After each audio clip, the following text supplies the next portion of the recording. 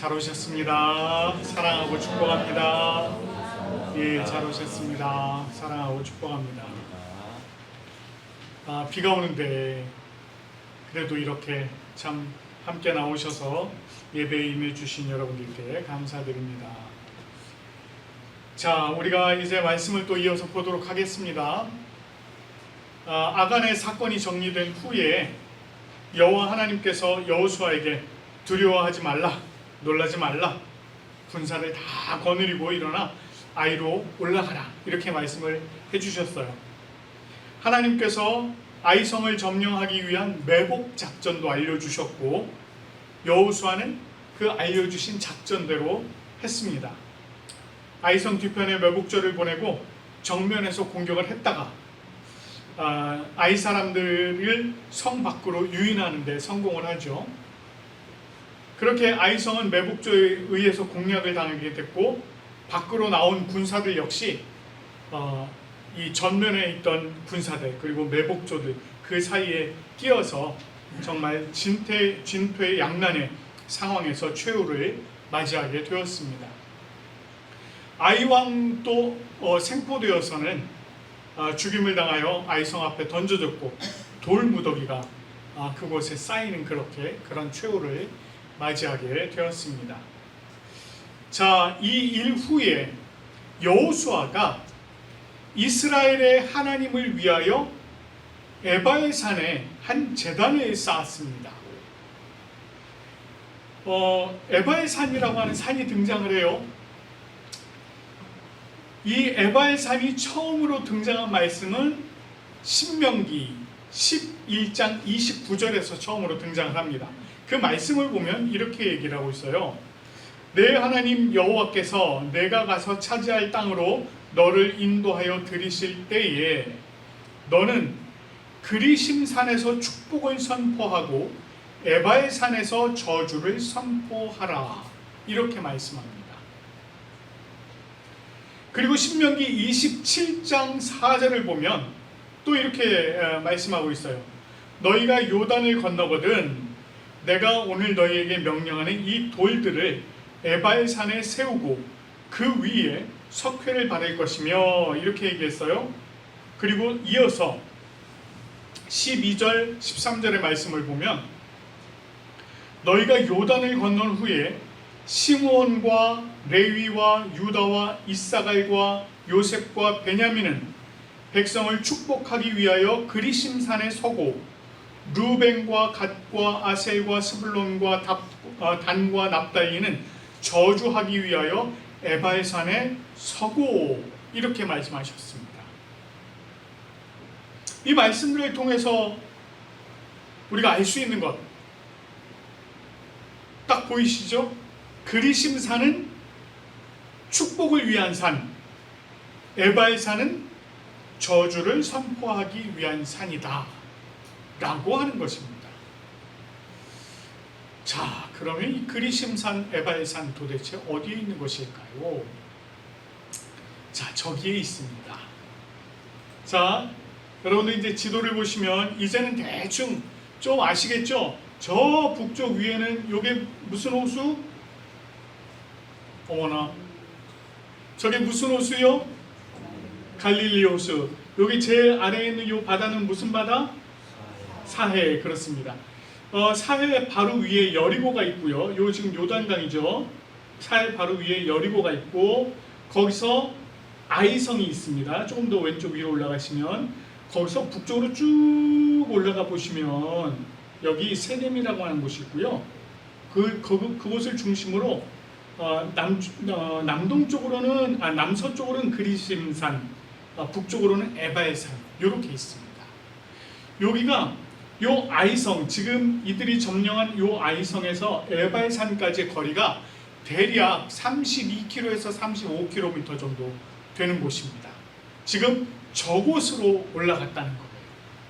자, 좀 간단하게 그려놨어요. 자, 예루살렘 북쪽입니다. 북쪽 세겜이 있고요. 이 세겜 남서쪽으로는 그리심산, 북쪽으로는 에바의 산입니다. 이렇게 되어 있는데 여기 실물로는 어떻게 되어 있느냐, 이렇게 되어 있습니다. 자, 여기 지금 보이시는 요 가운데 여기가 이제 세겜 지역이에요. 요 세겜을 중심으로 왼쪽이 그리심산, 오른쪽이 에발산입니다. 그래서 산 모양이 살짝 다르죠? 예. 그래서 이렇게 보시면 세겜을 중심으로 여기 그리심산에서는 축복을 선포해요. 그리고 여기 에발산에서는 저주를 선포합니다. 백성들이 요 그리심산과 에발산 양쪽으로 6지파씩 나누어 서서 그곳에서 하나님의 말씀이 축복의 말씀이나 저주의 말씀이 선포될 때 저곳에서 다 화답하는 그런 방식으로 진행이 되었습니다. 자, 이제 우리가 저 그림을 이제 보셨으니까 조금 이제 이해가 조금 되실 거예요. 여호수아가 이스라엘 하나님 여호와를 위해서, 여러분 어디에다 제단을 쌓았다고 오늘 본문에서 그랬습니까? 에바의 산에다가 제단을 쌓았다, 이렇게 얘기합니다. 여러분 지금 이 얘기를 들으시면 아마 마음속에 이상한데? 라고 생각하시는 분이 있을 수도 있어요. 앞에서 에바의 산에 대한 내용대로 하자면 이 에바의 산은 저주를 선포하기 위한 산이었어요. 그런데 여호와 하나님을 위한 제단을 쌓았는데 그 에바의 산에다 쌓았다는 것입니다. 이상하죠? 여러분들 벌써 딱 마음에 그런 생각 드셨죠? 여호와 하나님을 위한 제단을 쌓는다면 어느 산에 쌓아야 될 것 같아요? 축복을 선포하는 그리심산에 쌓아야 될 것 같아요. 우리 생각에 그렇습니다. 그런데 그리심산이 아니라 에발산, 저주를 선포하는 에발산에다가 지금 하나님을 위한 단을 쌓았다는 것입니다. 여호수아가 왜 그렇게 했을까요? 그 이유가 있었을까요? 분명히 이유가 있었습니다. 그가 에발산에 제단을 쌓은 것은 모세가 그렇게 가르쳤기 때문이에요. 모세가 그렇게 하라고 했어요. 앞에서 말한 신명기 27장 4절부터 보면 너희가 요단을 건너거든 내가 오늘 너희에게 명령하는 이 돌들을 에바의 산에 세우고 그 위에 석회를 바를 것이며, 그리고 5절 말씀해 보니까 또 이렇게 얘기해요. 또 거기서 내 하나님 여호와를 위하여 제단 곧 돌단을 쌓되, 이렇게 얘기했습니다. 모세가 에바의 산에 제단을 쌓도록 얘기했어요. 그리고 여호수아는 그 말에 따라서 에바의 산에 제단을 쌓았습니다. 그러면 마찬가지로 다시 여쭤볼게요. 그러면 모세는 왜 그리심산이 아니라 에바의 산에다 제단을 쌓으라고 얘기를 했을까요? 자, 우리가 이 내용을 말하기 전에 우선 이 내용을 먼저 좀 살펴볼게요. 제단을 쌓았다.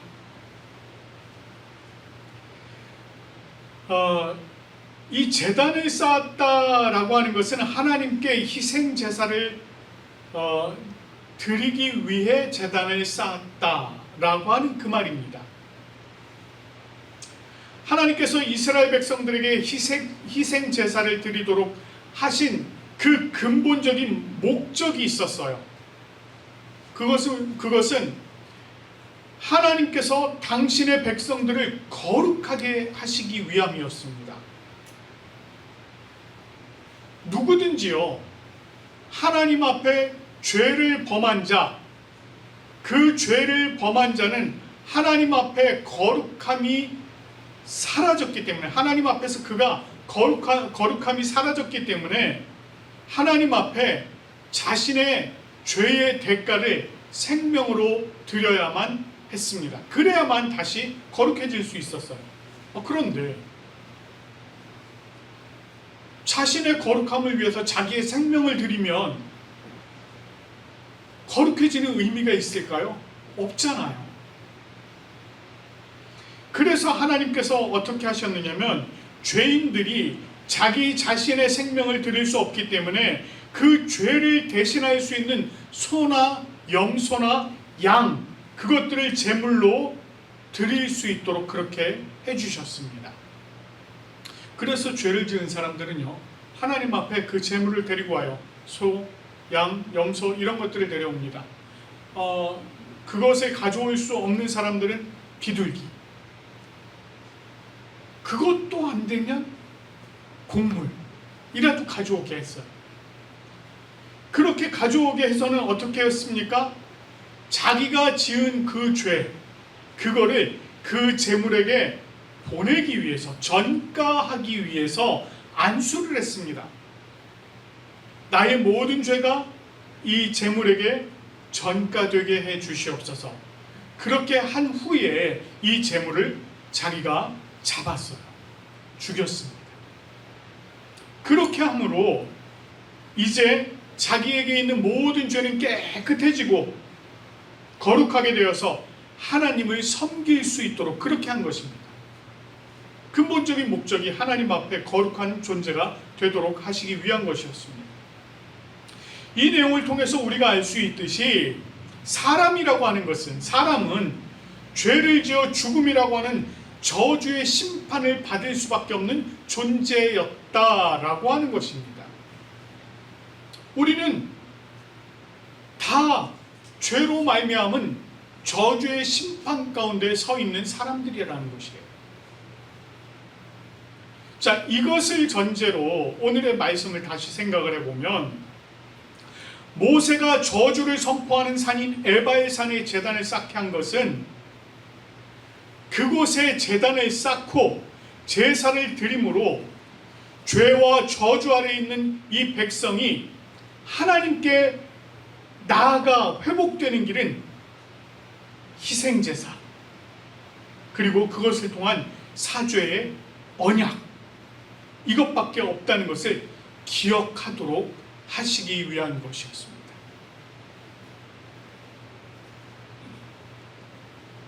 사람은 모두 죄와 저주 가운데 살아갈 수밖에 없는 존재이며, 그들이 하나님 앞에 제사를 드리는 것 역시 무엇 가운데서 제사를 드린다는 거예요? 죄와 저주 가운데서 하나님 앞에 제사를 올려 드린다는 것이에요. 그리고 그 과정, 그 희생 제사를 드리는 과정을 통해서 드디어 우리가 죄와 저주 가운데서 벗어나서 하나님과 화목하게 된다는 것을 확실하게 가르치는 것입니다. 결국 에바의 산에 제단을 쌓고 그곳에서 하나님을 예배를 드리는 것을 통해서 저주 가운데 있는 이 사람들을 구원하시는 놀라운 하나님의 은혜가 그곳에 있다. 하나님의 은혜가 저주 가운데도 있다. 라고 하는 것을 지금 가르치고 있는 것입니다. 그리고 이 31절 말씀을 보면은요, 이 에바의 산에 쌓은 제단에 대해서 설명을 하고 있습니다. 근데 이 뭐라고 얘기하느냐면, 쇠 연장으로 다듬지 아니한 새 돌로 만든 제단이라고 얘기해요. 여기 지금 쇠 연장이라고 하고 있는데, 이것은 돌을 다듬는 데 사용하고 있는 철제 연장을 말합니다. 출애굽기 20장 25절 말씀을 보면은요, 이렇게 말씀하세요. 내가 내게 돌로 제단을 쌓거든 다듬은 돌로 쌓지 말라. 내가 정으로 그것을 쪼면 부정함이니라. 이렇게 말씀을 하셨습니다. 앞에서 말한 쇠 연장 뭘 얘기해요? 정. 이 정이라고 하는 요 도구, 요것을 말하는 히브리어가 헤레브라고 하는 단어입니다. 헤레브. 근데 이 단어가 어디서 왔느냐? 하라브라고 하는 동사에서 왔는데, 이 동사가 이런 의미가 있습니다. 파괴하다, 파멸하다, 깨트리다, 살해하다, 이런 의미가 있습니다. 그래서 깨트리고 파괴하는 행위에 사용되는 모든 예리한 도구를 사용해서 돌 깎는 것을 하나님께서는 부정하게 여기셨다는 거예요. 그렇기 때문에 쇠 연장에 대지 않은 새 돌로 제단을 만들도록 그렇게 하셨습니다. 그런데 여기에 또 다른 의미 하나를 추가하자면, 하나님께 올려드리는 예배는 오직 하나님께만 집중되어야 함을 얘기합니다. 인위적인 요소들, 외형적인 요소에 집착해서 하나님께 집중해야 하는 예배의 본질적인 요소를 소홀히 하는 것을 방지하도록 하는 거예요. 여러분 한번 생각해 보세요. 막 정을 가지고 막 쪼아서 돌을 네모 반듯하게 잘 만들어서 제단을 아주 화려하고 아름답게 잘 만들었다고 한번 가정을 해보겠습니다. 그런데 만약에 그렇게 만들어 놓고 그 안에 예배의 가장 본질적인 요소인 하나님을 섬기는 그 행위가 없다면, 하나님을 섬기는 그 마음이 없다면, 그리고 그곳에 예배를 받으시는 하나님이 없다면 그 제단은 실제로 아무런 소용이 없는 것과 똑같습니다. 그래서 외형적인 요소들, 인위적인 요소들을 배격하고 오직 하나님을 섬기는 일에만 집중하라는 것입니다. 그렇게 준비된 제단에서 여호와 하나님께 번제물과 화목제물을 드렸어요. 그리고 여호수아는 모세가 기록한 율법을 석회 바른 돌에 새기도록 하였고, 33절 말씀을 보면 온 이스라엘 장로들과 관리들과 재판장들과 본토인뿐만 아니라 이방인들까지 여호와의 언약궤를 맨 레위 제사장 앞에서 궤의 좌우에 딱 서도록 한 겁니다. 절반은 그리심 산 앞에, 절반은 에바의 산 앞에 이렇게 섰어요. 이것은 우리가 앞에서 이제 말씀드린 신명기 11장 29절 그리고 신명기 27장 12절에서 13절 그 말씀을 따른 것이었습니다. 그런데 이 신명기에는 기록되지 않은 내용이 이 여호수아의 말씀에 기록되어 있는 것을 우리가 하나 찾아볼 수 있습니다. 그것은 바로 이방인이라고 하는 단어예요. 이방인. 신명기에서는요, 그리심산과 에바의 산에 서야 하는 지파별로 이야기를 했습니다. 그런데 오늘 본문에서는 온 이스라엘과 그 장로들과 관리들과 재판장들과 본토인뿐 아니라, 아주 세세하게 설명하고 있죠. 그렇게 그들뿐만 아니라 이방인까지 여호와의 언약궤를 맨 제사장들 앞에 그 궤 좌우에 그리심산과 에바의 산에 섰다라고 하는 것입니다. 그럼 여기서 말하고 있는 이 이방인들 도대체 누구예요? 이 이방인들은 어디서 온 이방인들입니까? 우리가 출애굽기 말씀을 보면은요, 백성들이 출애굽할 때, 이집트에서 빠져나올 때에 함께 나온 사람들이 있었습니다. 출애굽기 12장 37절에서 38절 말씀을 보면은요, 이렇게 말씀합니다. 이스라엘 자손이 람셋을 떠나 숫곳에 이르니 유아 외에 보행하는 장정이 60만 가량이요, 수많은 잡족과 양과 소와 심이 많은 가축이 그들과 함께 하였으며 라고 얘기합니다. 여기서 지금 뭐라고 했어요?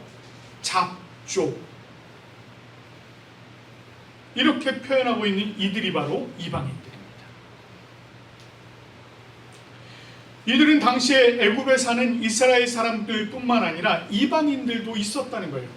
이집트가 워낙 그때 당시 강대국이기도 했고, 또 이렇게 외국에서 들어와서 사는 사람들이 많이 있었습니다. 오늘날 미국에 많은 인종들이 사는 것과 같은 이치예요. 네, 그런 것이었습니다. 그런데 그들 중에 여호와 하나님을 믿는 신앙 안으로 들어온 사람들이 있었어요. 그 이방인들 중에. 그들에 대해서는 하나님께서 차별을 두지 않으셨습니다. 출애굽기 12장 49절 말씀을 보면 이렇게 말씀하세요. 본토인이나 너희 중에 우고한 이방인이나 이 법이 동일하니라. 너희들 본토인이나 이방인이나 하나님 안에 들어온 자, 여호와 하나님을 믿기로 작정한 자들, 그들에게는 이 법이 동일했다는 거예요. 하나님의 율법이 동일하게 적용이 되었다는 것입니다. 이렇게 출애굽할 당시에 함께했던 이방인들 중에 광야 생활도 함께하고 가나안 땅에 도착한, 이 가나안 땅에도 함께 도착한 그 이방인들도 모두 이스라엘 백성들과 동일하게 그리심산과 에발산에 서도록 한 것입니다. 이렇게 한 후에 여호수아가 율법책에 기록된 모든 것대로 축복과 저주하는 율법의 모든 말씀을 다 낭독하기 시작을 했습니다. 여기서 율법책 이렇게 얘기하고 있는데, 이것은 모세가 하나님으로부터 받은 율법을 기록한 모든 내용을 말합니다. 그것을 하나님 앞에서 낭독했다는 거예요. 여호수아는 이스라엘 온 회중과 여자들과 아이들과 그 중에 동행하는 거류민들, 즉 이방인들 앞에서 낭독하지 않은 것이 없었다. 다 낭독했다는 거예요. 하나도 빼지 않고 다 낭독했다는 것입니다. 그러면 이 말씀을 들은 백성들은 또 어떻게 했을까요? 그 내용을 신명기 27장 15절 이후에서 찾아볼 수 있는데, 그 내용을 보면 레위 사람이 큰 소리로 이스라엘 모든 사람 앞에서 낭독하면, 하나님의 말씀을 낭독하면 이 백성들은 아멘으로 응답했습니다. 아멘 했다는 거예요. 아멘. 이 아멘, 우리가 사실 아멘이라는 단어를 많이 쓰고 있습니다. 이 아멘이라고 하는 이 말의 뜻은 과연 그렇습니다. 그렇습니다. 그렇게 이루어지기를 빕니다. 라고 하는 이런 뜻이에요. 우리가 설교를 들으면서 아멘으로 화답을 하기도 하고요. 우리가 기도 끝에 아멘이라고 이렇게 이야기를 하는 것. 이것은 신실하신 하나님께서 과연 그렇게 이루어 주실 줄로 믿습니다. 라고 하는 말이에요. 그러니까 여러분들 이제 아멘 하실 때 이 마음으로 하셔야 돼요. 그냥 그동안 뜻 모르고 하시는 분들 계시죠? 있을 거예요. 사실 많은 분들이 우리 신앙생활 오래 하셨어도 이 아멘 뜻이 뭔지 모르고 그냥 하는 건가 보다 습관적으로 그렇게 하시는 분들이 많이 있습니다. 그런데 그 뜻이 신실하신 하나님께서 그렇게 해주실 줄로 믿습니다. 라고 하는 그 말이에요. 오늘 우리가 살펴본 이 말씀이요, 아간의 일로 실패했던 이스라엘 백성들이 그 문제를 하나님 앞에서 해결을 한 후에 아이성을 승리로 이끌었고요. 그리고 그 이후에 있었던 일입니다. 이것을 통해서 우리가요, 이스라엘의 범죄, 이스라엘의 실패, 그리고 하나님께서 말씀하신 것에 대한 순종, 또 그들의 죄의 문제, 이 죄의 문제를 해결하는 것, 그리고 그것을 통한 승리, 이 모든 과정들이 다 있었던 것을 우리가 볼 수 있습니다. 그런 후에 에발산에 단을 쌓고 모세가 하나님으로부터 받은 율법의 말씀을 모든 백성들 앞에서 낭독한 것이에요. 이게요, 우리의 삶의 모습하고 굉장히 닮아 있습니다. 우리가 이 세상을 살아가면서 때때로 죄를 범하는 일들이 있습니다. 여러분, 우리가 살면서 내가 알면서도 잘못을 할 때도 있고요, 모르고 잘못을 할 때도 있습니다. 내가 알면서 죄를 지을 때도 있고요, 모르면서 죄를 지을 때도 있어요. 바로 그런 것입니다. 이전에도 말씀드렸듯이 하나님께서 어떻게 해라, 이렇게 해야 돼 라고 얘기했는데 안 하는 거, 그거 죄라고 그랬죠. 예. 또 하나님께서 이렇게 하면 안 돼, 하지 마라, 이렇게 얘기했는데 또 그거 굳이 하는 거, 이것도 죄라 그랬어. 또 우리가 마음속으로 생각하는 거, 그것도 죄라고 했습니다. 예수님께서 말씀하셨잖아요. 그렇죠? 예. 너희가 형제를 향해서 라가라고 하는 것, 뭐냐면 심한 욕을 하는 거, 형제를 향해서 심한 욕을 하는 거, 이거 뭐라 그랬어요? 살인하는 거다, 이렇게 말씀하셨어요. 여자를 보고 음욕을 품는 거 간음하는 거다, 이렇게 말씀하셨습니다. 우리가 생각하는 것도 다 잘못된 생각도 죄라는 겁니다. 그리고 하나님을 모르는 것, 그것이 또 죄라고 그렇게 이야기했어요. 자, 우리가 이런 일들을 하면서 살아요, 사실은. 네, 때때로 이런 일들을 하면서 삽니다. 그러한 일들이 우리를 어렵고 힘들게도 하고요, 우리로 하여금 실패하게도 합니다. 그러나 우리가 하나님 앞에서 우리의 죄와 허물들을 다 내어놓고 그 문제가 해결된 후에 승리하는 삶을 살기도 합니다. 근데 이런 일이요, 그냥 딱 한 번으로 딱 끝나면 좋은데, 그렇죠? 우리가 죄를 범했다가 하나님 앞에 회개하고 하나님께서 우리의 죄를 용서해 주셔서 우리가 주님 안에서 승리하고, 오케이, 그럼 승리한 사람으로 쭉 살아가면 얼마나 좋겠습니까? 근데 우리는 어때요? 또다시 죄를 범하고 또다시 허물을 범하고, 그게 우리의 삶이에요. 그래서 또 하나님 앞에 엎드리고 하나님이 우리의 죄를 해결해 주시면 또 승리하는 삶을 살다가 또 다시 돌아. 이게 우리의 삶입니다. 이게 반복이 돼요.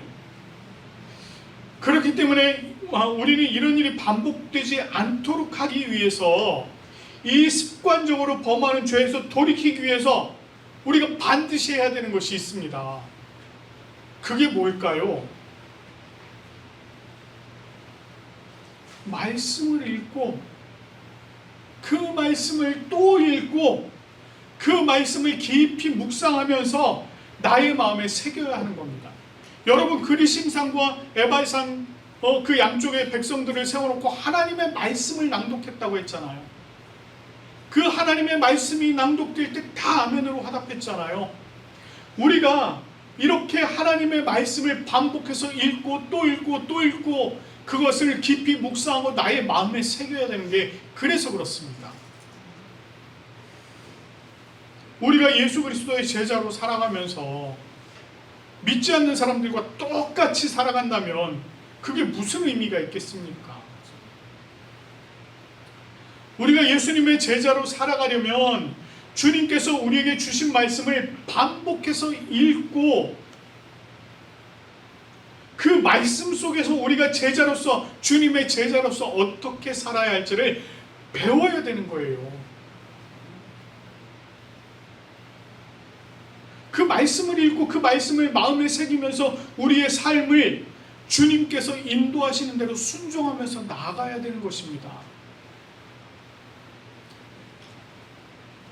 그래야 우리가 이 땅에서 참된 빛, 참된 소금으로 살아갈 수 있지 않겠습니까? 우리가 죄와 허물의 자리로 다시 돌아가지 않도록 늘 주님과 동행하기 위해서 우리 마음의 중심에 예수 그리스도를 모시고 우리에게 주신 하나님의 말씀을 읽고 또 읽고 반복해서 읽고 묵상하면서 그 뜻에 따라서 순종하며 나아가는 저와 여러분들 되시기를 간절히 축원합니다. 네.